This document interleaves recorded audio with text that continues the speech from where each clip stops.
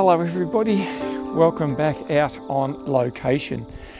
Now tonight I am going to do something I haven't done for at least a couple of years, and that is I'm going to shoot star trails.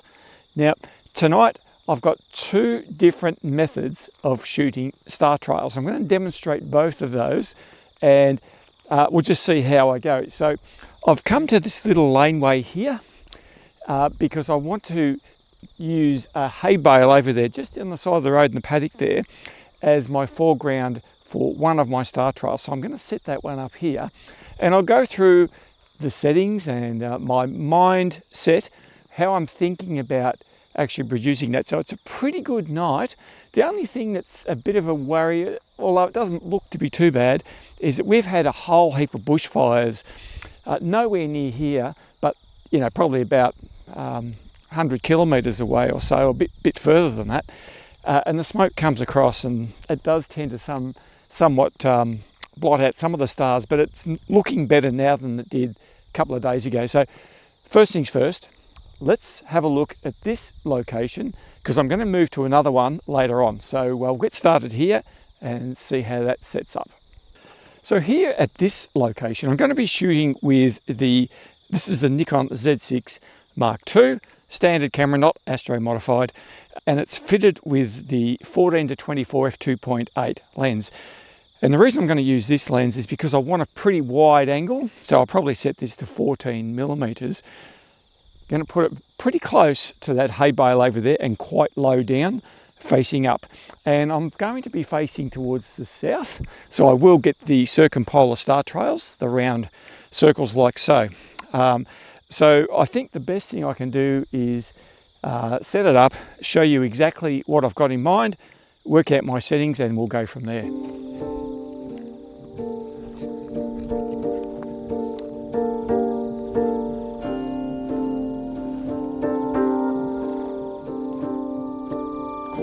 So this is my subject matter. You can see the hay bale here, stars behind, open paddock. So this hay bale, by the way, is just right here on the side of the road, so I don't have to walk too far to find it. Nice and clear, and good thing is there's not much wind.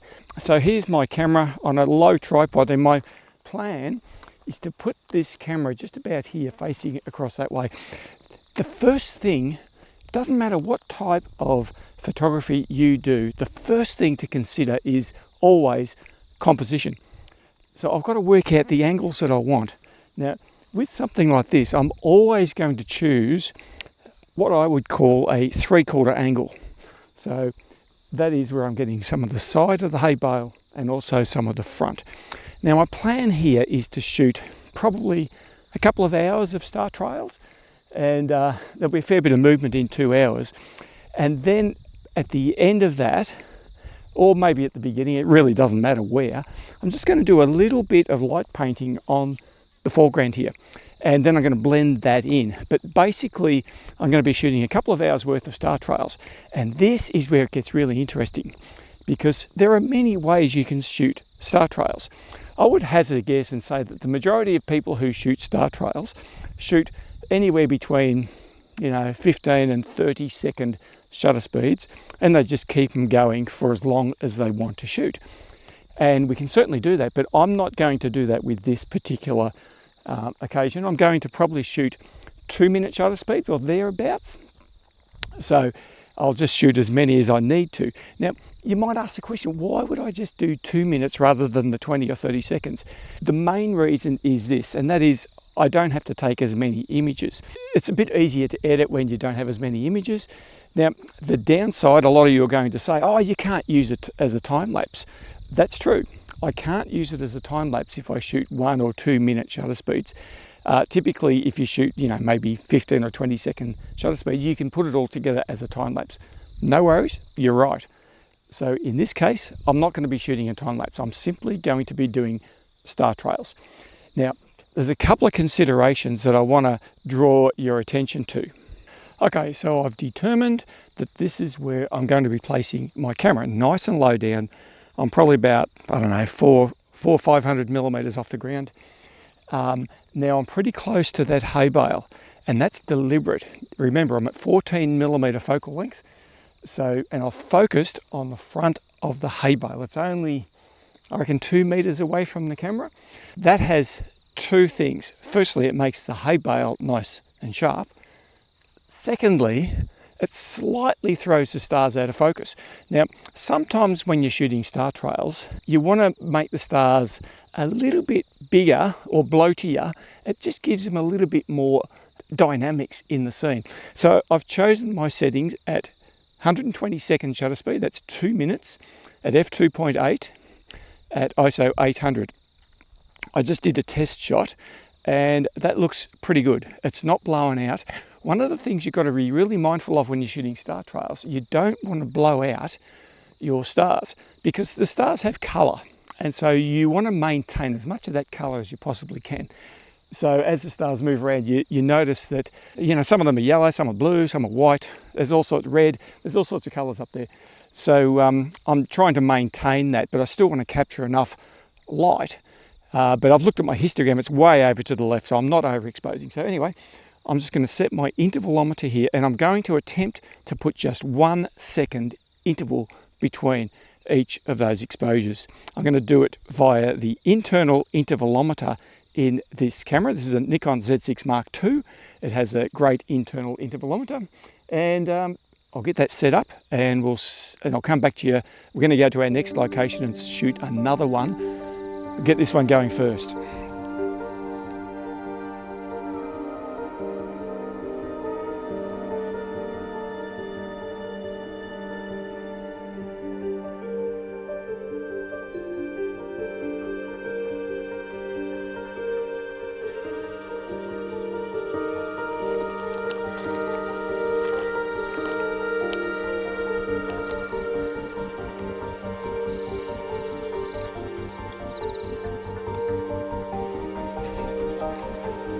Okay, so that is now rolling. It's going to finish at 3:20 a.m, which is about 2 hours from now. So that's really good. I did a couple of test shots, by the way, just to make sure that 1 second interval would work, and yes, it does. One of the great things about the Nikon Z6 Mark II and the Mark III and a few other of the Z series cameras is that you can set the shutter speed longer than 30 seconds in camera. So it's really easy to set these intervalometers up to those longer shutter speeds. But anyway, I'm now going to get moving, get to our next location. All right, so I have arrived at my second location. You'll notice a very familiar object here. I've brought my lantern with me again. Now you wonder, why would I do that? Well, I've actually come to the exact same place I was in my last video, except I'm facing the exact opposite direction. Have a look behind me. You will see Orion up there. Now that is setting down into that western sky. And what I'm going to do is put this lantern up on a different fence post on the other side of the road here. And I'm going to get my 35mm lens out once again. And that is the key reason that I'm going to shoot with a little bit different settings. I'm using a 35mm lens. So yeah, I reckon this one I might only shoot for about 1 hour. And you're probably thinking, well, why would I shoot the other one for 2 hours and this one for 1 hour? Simply because of the different focal length. At 35mm, the stars move a lot quicker and the frame will be filled up with stars a lot quicker than at 14mm, which I'm shooting at the other location. So here, by the time I get set up, put this lantern over there on the fence post, and Orion will set down a fair way in an hour. It'll be traveling through the frame rapidly. So speaking of which, I've got to get Snappy Tom and get going. I'll set it up and then we'll get back and I'll explain my composition and so forth.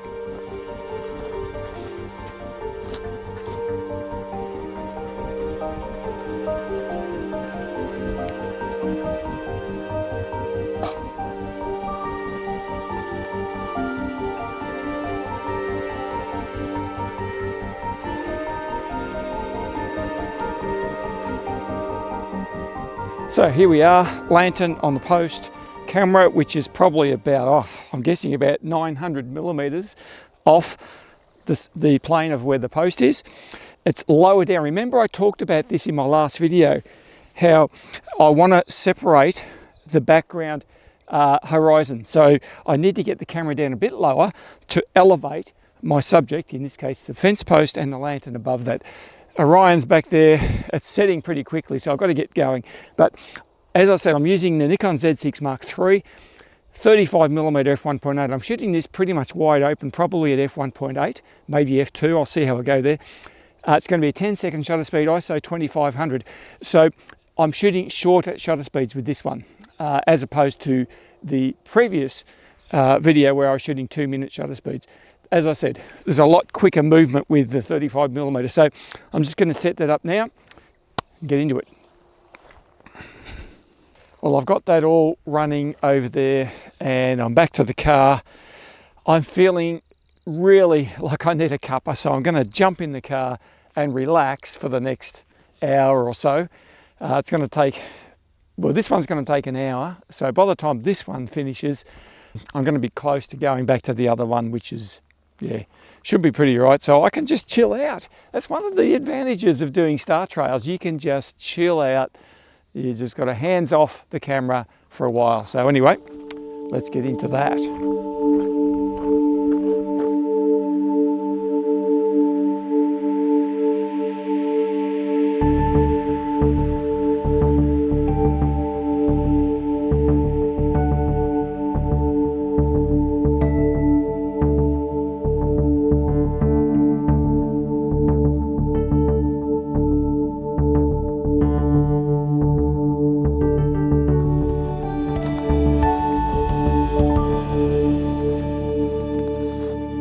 Alright, so that is done and dusted. Looks great.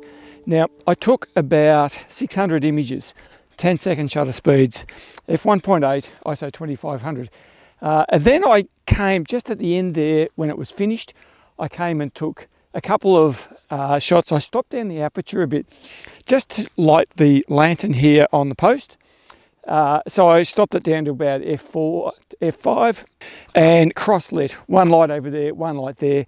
The same as what I did in my last video pretty much, just to give it a bit of texture around this post and on the lantern itself. So the thing I'm going to do with this one, I might use StarStax, I think, to do the post-processing on this one, just because there's 600 odd images. I don't really fancy doing 600 layers in Photoshop, so I'll use StarStax with that one. But the other one, which we've got to get back to now, I'll possibly do the post-production of that one in Photoshop. So it's quite interesting, the different techniques that you can use. So anyway, I'll get this baby off there and we'll get going back to the other one.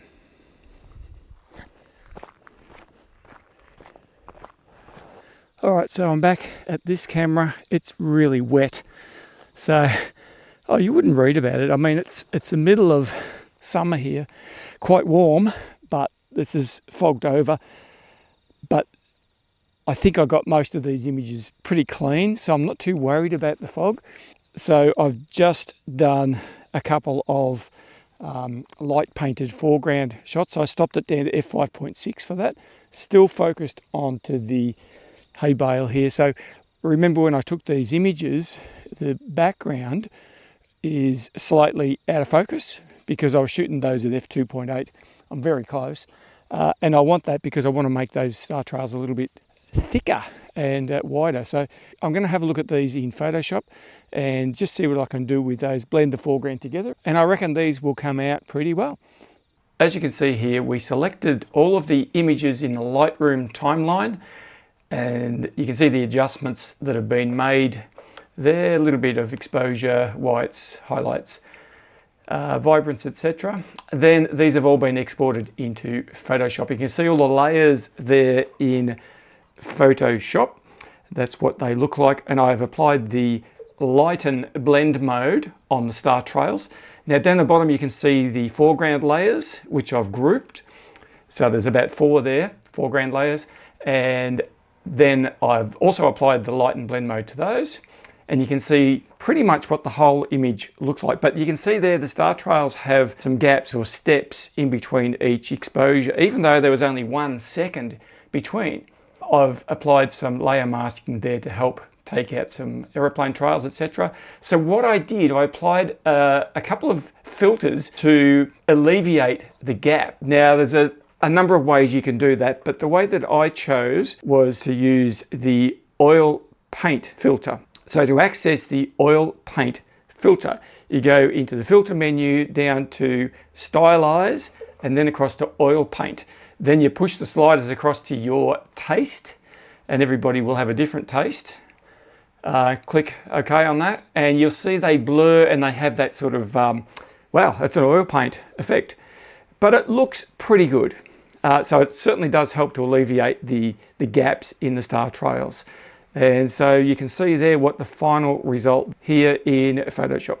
So after that, I brought it back into Lightroom just for some minor adjustments, not much at all really. And you can see there when you zoom in, it looks pretty clean. Not perfect by any means, but pretty clean. There are still some gaps in those star trails, but I was very conservative in some places with that filter. And when you see the full screen view, this is what it looks like.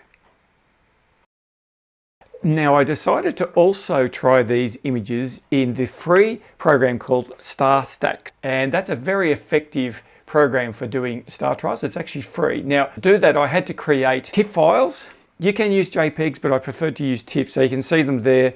And I've opened them up in StarStax. So I exported those from Lightroom. I've also played around with the blending mode. You'll see there, there's a number of blend modes. So I chose gap filling and also comet mode. Now I've done this before, and look, it's a little bit of a stylized choice, but I liked the look that I was getting, and I wanted something that looked different from the version that I'd created wholly in Photoshop. And so as you can see there, the images blend together using the selected blending mode. And it's quite a clever way that it does it.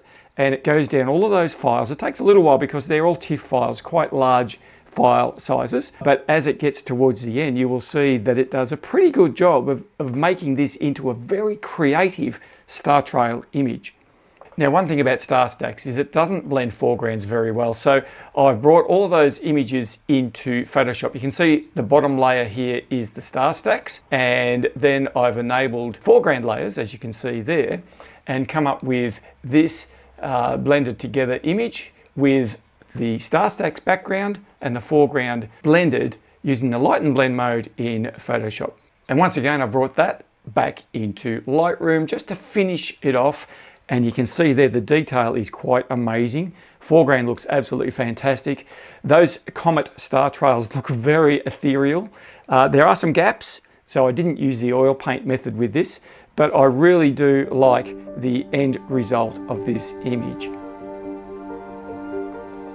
Now you can be the judge of which of these two images you like better, and it depends on how you're wired, I guess, but there they are side by side. And I used a very similar method for the lantern shot. Now I was very careful in the editing here in Lightroom not to overexpose the lanterns, because when you apply the blend mode, especially in StarStax, it gathers light during each exposure and you can easily blow out the image.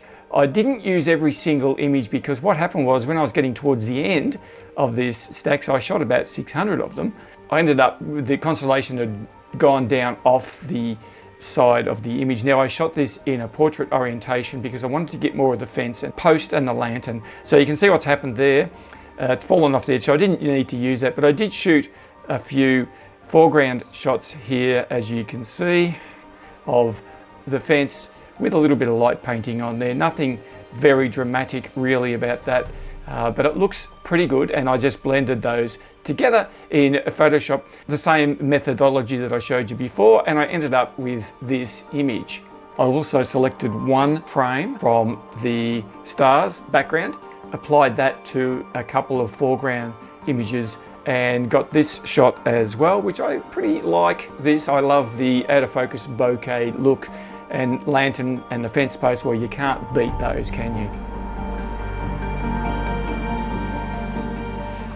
And so another night out here under the brilliant night sky comes to a close. Look, I've enjoyed myself. I haven't shot star trails for a long time, and I've really enjoyed the process of going through that again here. So I hope you enjoyed this video. Look, comment down below. Love chatting with you guys there. Happy for you to ask any questions that you may have regarding what we've done here tonight. So I'm looking forward to getting home, getting some rest. But until I see you next time under the stars, have a fantastic week. I'll see you later.